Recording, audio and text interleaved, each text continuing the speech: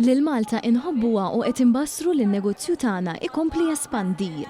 Dan kien is-sentiment ta' żewġ kumpaniji Stabbiliti Barranin li ġew f'pajjiżna biex ikomplu jespandu n-negozju tagħhom fil-qasam tat-teknoloġiji diġitali. F'kummenti ma' One News waqt l-Startup Festival li din is-sena ingħaqad mat-tieni edizzjoni ta' Tech Expo fl-MFCC f'Taqali huma faħru lil pajjiżna l-iskop li hawn f'Malta għandhom l-opportunità li jiffjorixxu fis-settur tagħhom. Fil-fatt Jerry Hung, wieħed mill-kofundaturi ta' kumpanija barranija li stabbilit ruħha f'pajjiżna minn frar li għadda u li b'enerġija sostenibbli tagħmel id-deliveries.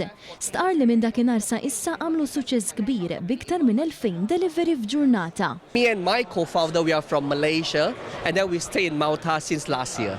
I mean, we love Malta, for the sun, the beach, and it's actually small, and it's the best solution to launch our solutions. And the second reason is because Malta itself, they have a lot of delivery riders. There are more than 4,000 delivery riders in Malta itself. They're working for boat and wood. So we wanted to empower them to save more costs and, of course, to save the environment for a carbon-free Malta by 2030 as well. Intant kofundatur ieħor ta' kumpanija barranija differenti tkellem dwar il-mod kif in-negozju tiegħu ġie rakkomandat mill-Kummissjoni Ewropea biex jiġi jopera minn pajjiżna.